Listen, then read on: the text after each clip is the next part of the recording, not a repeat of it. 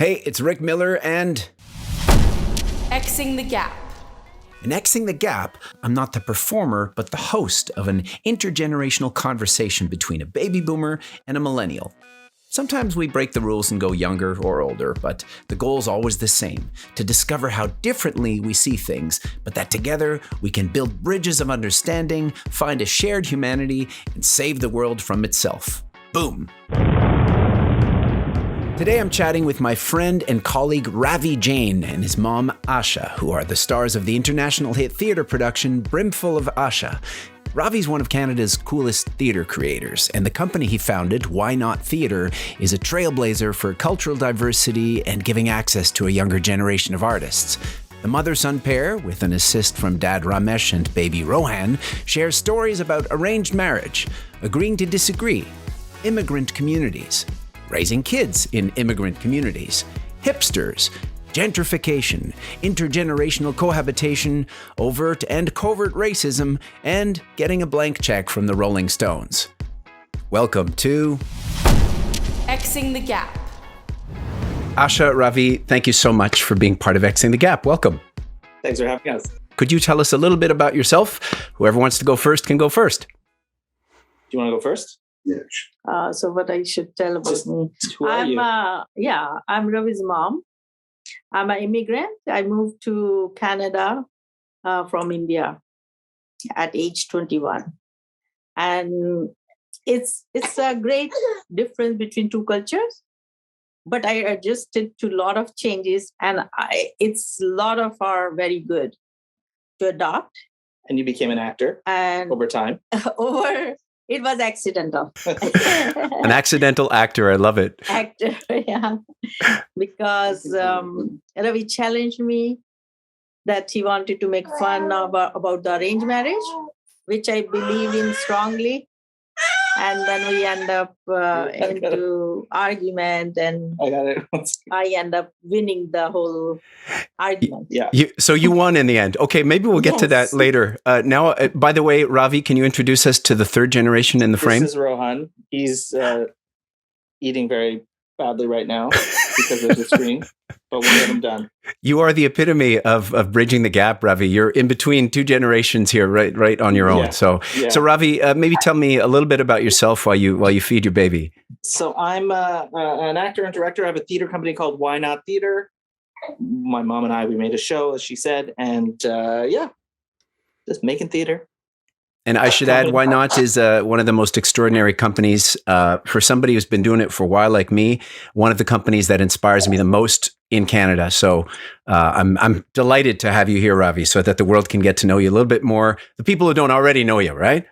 Thank you so much. Okay, so I figure we'll get right at this. I want you to tell me about the Brimful of Asha is the name of the play. It's also the name of a song, but you wrote a play and you say that, Asha, you won the argument. Maybe set us up a little bit about what this play is and what its journey was to become a play.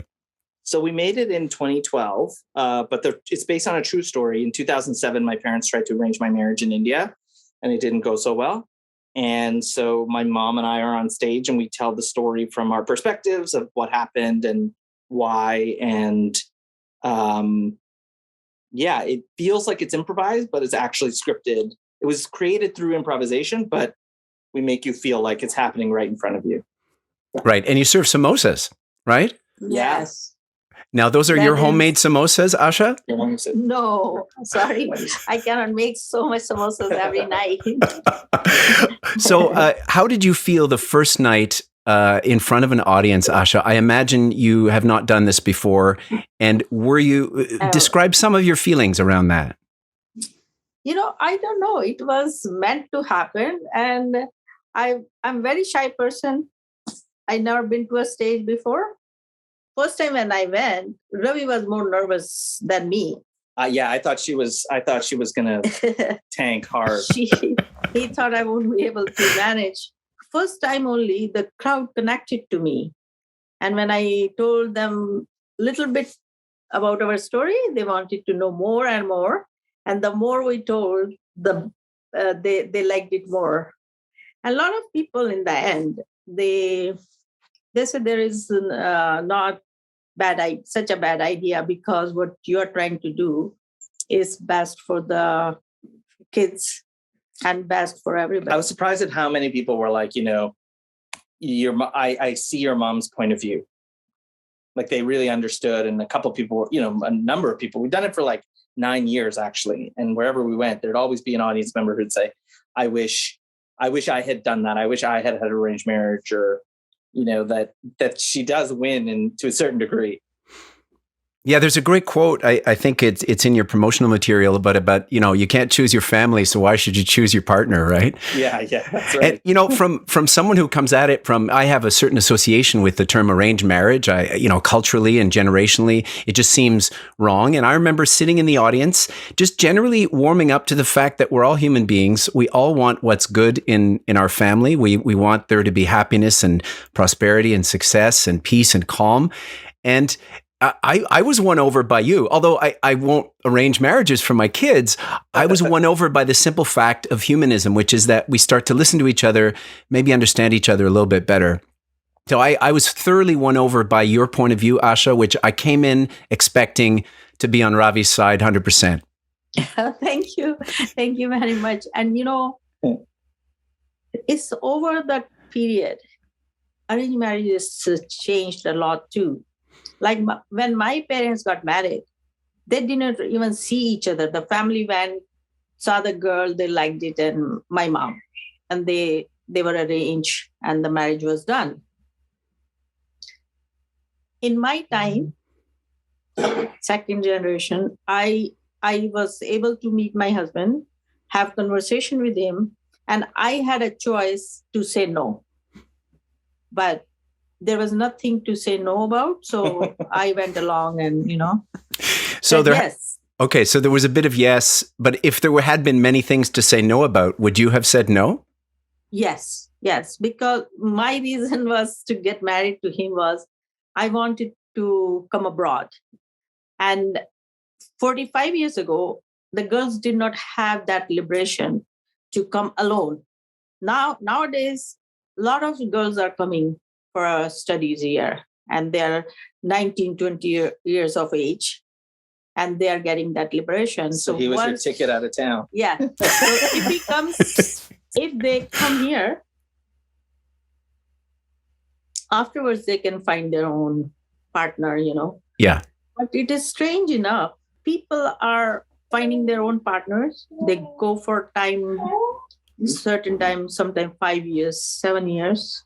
And then they decide to get married. And once they're married, they are divorced in a couple of years. Mm-hmm. Where arranged marriage is you don't know each other, but it's done by the families, and family makes sure that the other family is solid. They see the values and things like sometimes it fails, but not too many times. And sometimes it should fail, but then it's they're stuck together. But that's a whole other can of worms. No, but the reason is why it stick together, because you don't know each other. So many years it takes to know each other, and then you have families, young kids. You get so involved in it, and by the time you are a little bit at that stage that you're fighting and arguing, you get used to each other, and then then you don't want to separate, or for kids' sake, for other thing. I would say, look, going back to the show, what I think is good about listening is we can agree to disagree and still respect each other. Yeah, and I think that's something about it that we don't fully agree. There's some things I understand and agree with, but other things, at the very least, we can understand each other. Agree to disagree is what Ravi and Asha did on stage, which is way more productive than shutting each other down or canceling each other out. Marriage is a tough topic, an old institution that's evolving slowly but surely from something rigid and monolithic to something more modern and flexible. And arranged marriage, well, that might seem medieval to some of us because it's at odds with the romanticized individualism at the heart of Western culture. We think, I will find my one true love and we will be perfect, together forever. Well, no. If you set someone up to be the superhero, partner, parent, friend, lover, companion, and confidant, that person is bound to fail. So maybe accepting imperfection and failure is a better way to go. I think there will be no fun without the failure. Yeah, there it is. That's no fun without failure. That's a bumper sticker or a sign and a protest. Yeah, you have to have failures in life, and they are a lesson for you. It's not. She's pearls of wisdom. I tell you, like I couldn't have said it better. And now you have a grandchild who I'm assuming that things are going to be different for Rohan, right? Yeah. You're not going to arrange his marriage. That's good. It should come back. Each generation should boomerang back. A bunch of friends who have daughters. We've already started the combo, so we're set. I want you to hear something you said a few years ago. The thing I've been thinking about if I have kids, I really want them to have an Indian community. Really close relationships with Indian folks who maybe that she'll do the dancing or he'll do the whatever performing. And I want them to be sure they're surrounded by that community because it's so important to have people who get you. Yeah, man, that's great to hear. Send me that clip. I want to play for my wife. I will. How do you feel about it? Yeah, I mean, it's still true. It's still very true. I mean, at home, we don't eat the kind of food that I grew up with. And that is like a big thing I want him to have is coming to my mom's and being able to eat that food and being that culture. Like what we have right now. So obviously we're in COVID, so we haven't been able to like hang out with tons of people, but we come to my parents and I have a cousin who just had a baby. It's her second, but is a month apart from Rohan. So we get that feeling of family with family.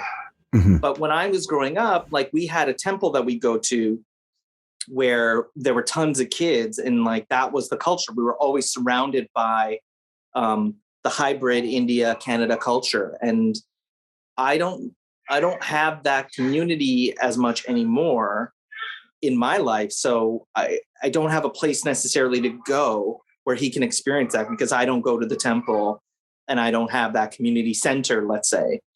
But I think hearing it, I was like, oh, wow, like that's still very important. And right now, the place to find that is with family. But I'm craving for a larger community of people like that, for sure. Yeah.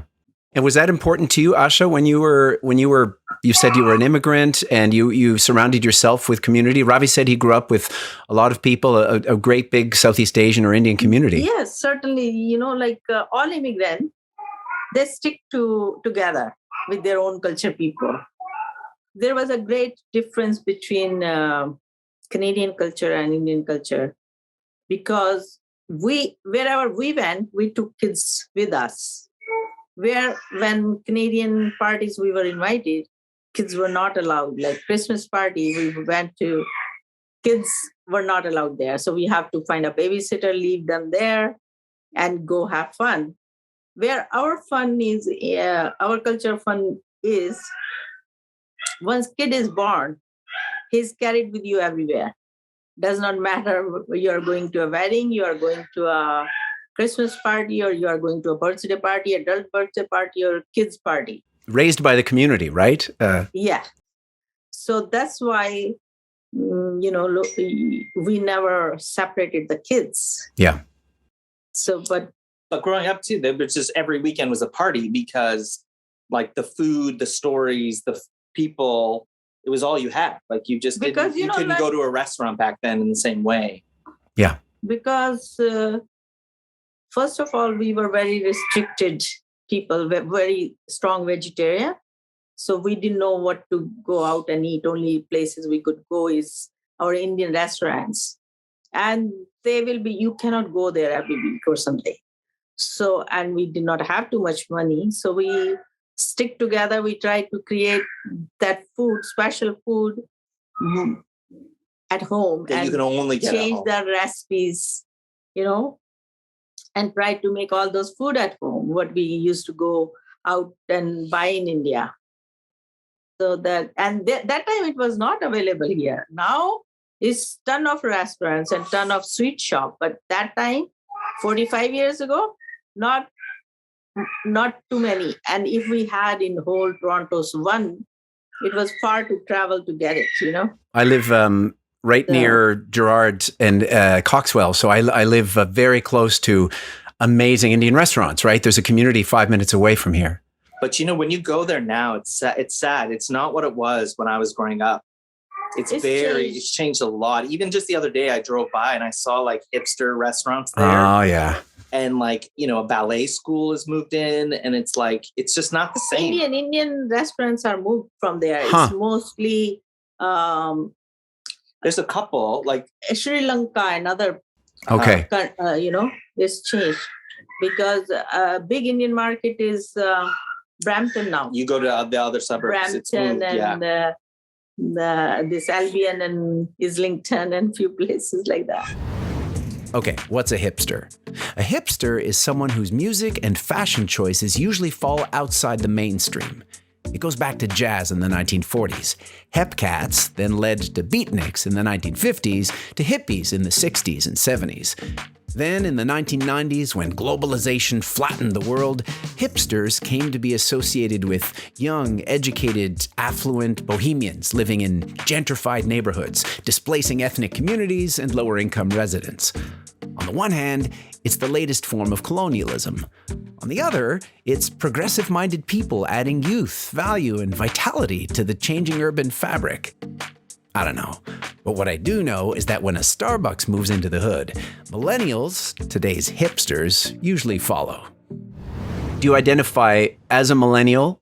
I think I'm on the cusp. I feel like I don't always understand the younger millennial generation, like the folks who are 10 years younger to me, let's say. I think I didn't necessarily grow up in a world that was only iPhone. Mm-hmm. And so I just have a more old school approach to some things, I guess, that are just different. So I don't know. Maybe I'll say I flinch when you call me a millennial. That's okay. And Asha, do you flinch if I call you a baby boomer? Are you a baby boomer? Baby boomer means like it was a time in like a generation of people. They're called the baby boomers. You know what? I grew up in India. So when I came to Canada, I was 21 years old. So it was different things for me. What I hold in our culture in India, it was very different. Like you're right. Father was the earning figure and mother was the housekeeper. And being a big family, we were 7 brothers, sisters. We helped our mother in the housework and we paid attention to our education. That was coming more important in kids' life, girls and boys. They wanted to educate them. And I don't know how I got the made up dream that I want to come to foreign country and want to settle in foreign. It could be Canada, America, anywhere. Do you wish that you hadn't? No, I love it. It's good. I love it because one time I felt it was like here it's lonely because the kids don't live with parents. At 18 or 19 when they go to university, once they left for university, they never come back. So in the end, you are very lonely. But it's happening in India too now. So It's not that bad. It's like the same. It's the same. Yeah, but that tradition, it seems to be changing now around the world that we're embracing this idea, and maybe it has to do with the fact that hospitals and care centers are overcrowded, that living intergenerationally is actually not a bad thing, that's the best way to care for your parents. I feel it's coming back, at least in certain circles where people are embracing that idea more. They don't want to have their parents go through a pandemic in a long-term care center, for example, because that's a nightmare. Yeah. But that is a great idea, because it's good for everybody. Both like generation. If Ravi lives with us, it will be good for Rohan. Like he have in-house babysitting. Well, and he have more values. My mom tried to convince me to not hire a babysitter. She was like, it's too expensive. I'll babysit for you. Mhm. And the first time we came to her house with Rohan, he was on the floor and she was passed out on this couch that we're sitting on. And I was like, what the hell are you talking about? She's like, yeah, you made the right choice. Yeah. It's hard. Babies are hard. No. Are you going to spoil Rohan? No, I'm very clear in my mind. There is, yes, Yeah. certain place we spoil him, but when it comes to discipline, that is no. All right. So Rohan, pay note if you can hear this. Don't cross the line, man. Yeah. Ravi, do you think you're just new parents right now, you and Serena, but that's okay. Sorry. It's okay. It's the sound of technology. Actually, I'll ask you, Asha, while Ravi is doing that. There's a story where your husband met the Rolling Stones, or at least there's a Rolling Stones story in there somewhere that Ravi once told me. And I wonder if that's more Ravi's story or your story to tell. I love this one. Do you remember this? Remember Mick Jagger? Papa was working at the Westin. Yes. My husband was in a hotel. He was like an engineer in a hotel. So that somebody got drunk, this Rolling Stone person, and trashed the room. You want to know? I can ask my Papa, what's the story about you and the Rolling Stones? Bring him on. Bring him on camera. What's the story? The story is that I used to work for Sheraton Hotels. Come on the camera. Come sit next to us. I used to work for Sheraton Hotels. Sit. And then, hi. My name is Ramesh Jain. Thank you for joining us. Yes. I used to work for Sheraton Hotels, and I was told since it was a VIP floor, so as a department head, I was supposed to go and investigate. There's an air conditioning problem.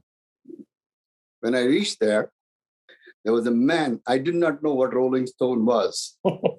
So there was a man with his head inside the air conditioner in a suite. So I looked at him, and there was a carpet burned on the floor. I said, hey, guys, you burned the carpet. You'll have to pay for it.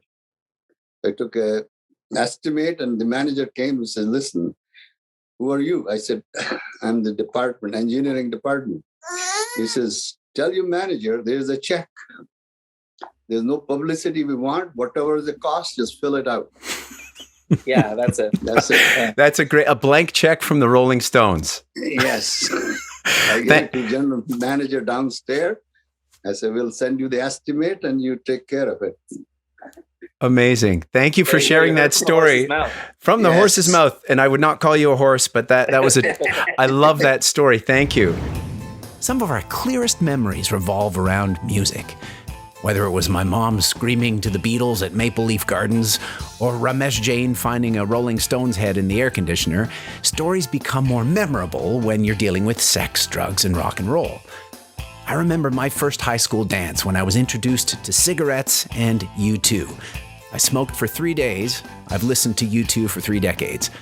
Or the story of when I jumped out of a plane at age 18.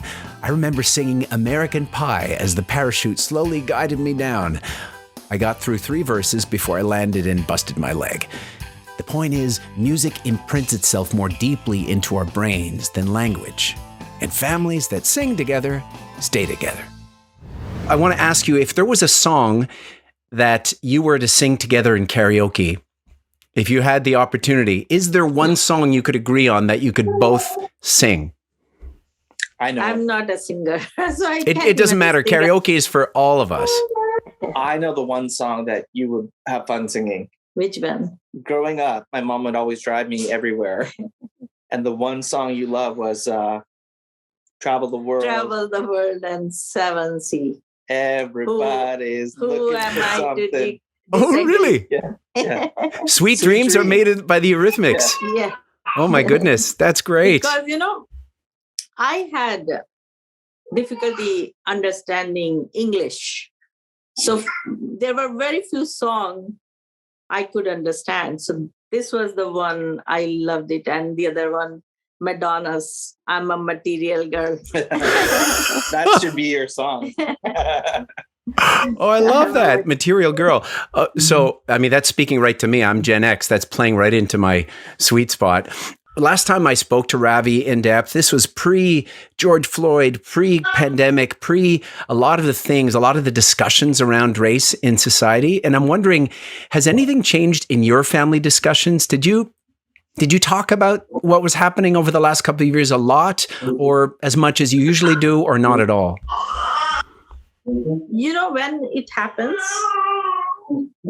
we will talk about it, because I'm a very religious person, and I believe in all the people. They are same. Does not matter color and country what they belong to. Everybody have same right and same values to live on this earth. We are nobody to decide who should be not living or who should be killed. You know, this is not right and this is not good. So when it happens, it bothers me, it hurts me. But there are a lot of weird people. Racism? Oh yes, when we came in, people used to call us Paki, go home. Though we are from India, but they call Paki to everybody. And we had a business. One time somebody put fire to our trailer, and they used to leave nasty messages on our answering machine. Pakis, you go home. But those were the unions, because we were non-union contractors, and those people were union. But we saw some racism on the street. Paki, go home. And one time I remember I was traveling in the bus. Somebody put small gum balls in my hair, chew, so sticky. But, I never put a fight. I ignore it and let it go. I never stand there and fought them back. Mm-hmm. That if they think they're supreme or super, but we are same. Ravi, how about you? What's your experience of that? I mean, I remember growing up seeing a little bit of overt racism, but it was always covert stuff. Like I rarely experienced overt, except when I lived in France. Then I experienced like overt, straight up. And then Greece also. The rest was always covert, sly, dirty stuff. But we don't talk a lot about it unless I think if it happens to someone, then we talk about it. But we haven't had big conversations, no. Direct. Because that when this Floyd died, mm-hmm. I have a granddaughter. She was 5 years old, and she says, "Black people have," what you saying? Black Lives Matter. No, yeah, Black Lives Matters. And I told my son, I said, Anu, make her not say anything because somebody will beat her up. She's only 5 years old. Wow. I think you say that because that was the threat you guys experienced. Like, I feel for us, it's a different time. Like you can say those things now and have more support when you do. Yeah. Like you guys were all alone. Now that's what's so big about that there is a generation that can stand up for itself. Your company has a huge mentoring component to what you do, and you're always working with younger artists, very diverse artists. That's part of your mandate, and I guess your view of the world, because the company came from you. Are you learning a lot from younger people, or are there times when you're thinking, whoa, going too far, man? I think both. I think both are true. Learning and feeling it's too far because, I'm going to get pulled out of my comfort zone. But I think, for me, the big thing about mentorship too in the arts is about creating access. Like I had to work so hard to create opportunities for myself. And so now that I'm at a certain place, how can I make more opportunities for other people? And so those relationships, that is how so much of this business works, is just who you know and how you know them. Yeah. And so how can we just make more connections and more doors open so more people can get to know each other? Well, I've gotten to know you a little better after this conversation, but now I get to take that knowledge to the next level. This is a game show called The Generation Gap.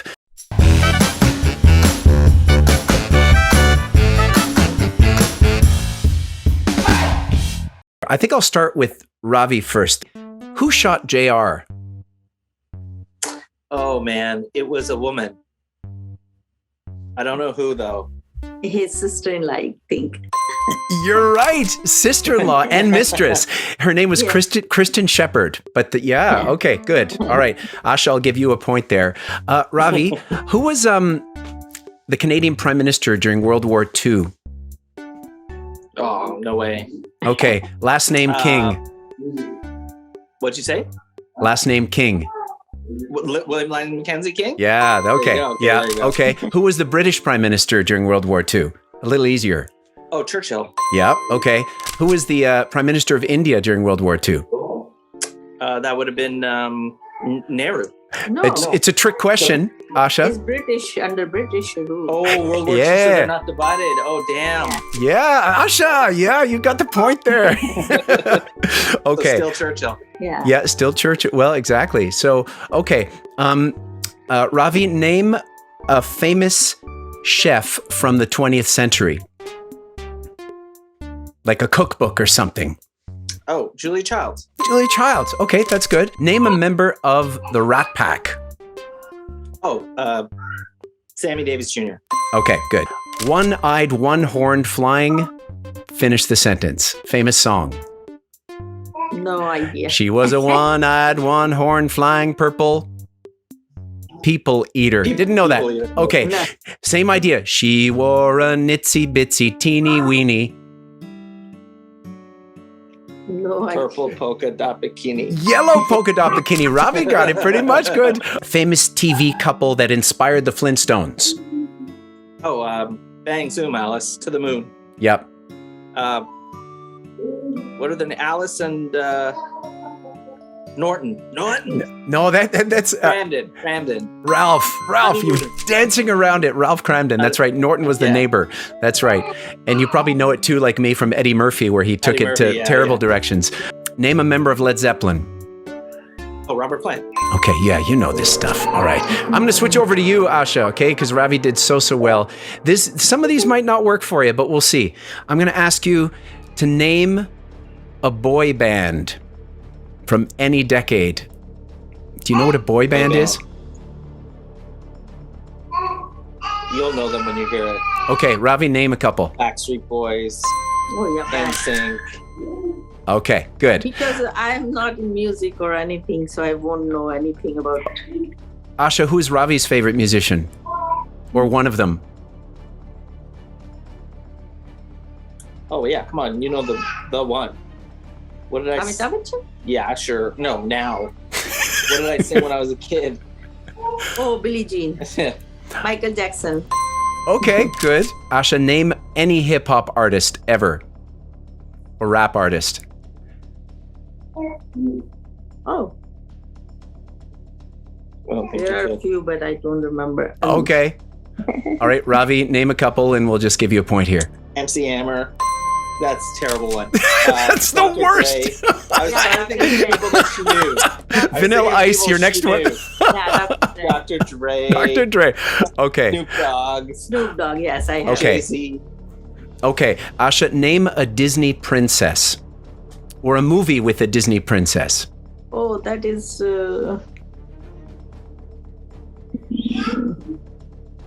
Cinderella. Okay, great. Excellent. Name a character from the TV show Seinfeld. Oh, that Kramer. Yeah, there you go. Boy, bonus points if you know his first name. I don't even know if Ravi knows. Cosmo Cremo. Here are a couple of texting abbreviations. So when Rohan's going to send you texts in a few years, you have to know what this means, okay? LOL. Love you. No, laugh out loud. Okay, what about IDK? IDK? I'll give you a hint. I don't know. There you go. Ding, ding. Okay, and finally, IDC. Same idea, but there's my... care. Yeah, oh, you're so good. I'm giving you very good sort of mime hints because Ravi studied, with all sorts of physical theater in Paris. So you have been incredible sports. Thank you for this. And before we leave, I'm going to just play a little clip. And if you feel like singing along... Sweet dreams are made of this. Who am I to disagree?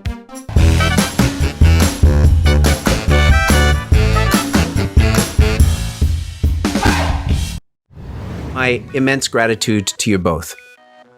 Thank you for having us. I hope you had fun. Oh, yes. And now back to the business of being a family and parenting. So off to you. Thanks again. Thanks to you for listening to the podcast or watching the video. Both were conceived, written, and recorded by me, Rick Miller, with multimedia from my team at Cadoons. This series is created in partnership with Leap, an online community where life experience meets innovation. For more info, visit cabby.com/leap. And as always, thanks to my guests, Asha and Ravi Jain. Let me know what you think. You can find me at RickMillerActor on Twitter or Instagram or at RickMiller.ca. For more information about the Boom Trilogy, check out boomtheshow.com or cadoons.com. And remember, in a polarized world, you have a choice. Build a wall or build a bridge. Build bridges, not walls. Xing the gap.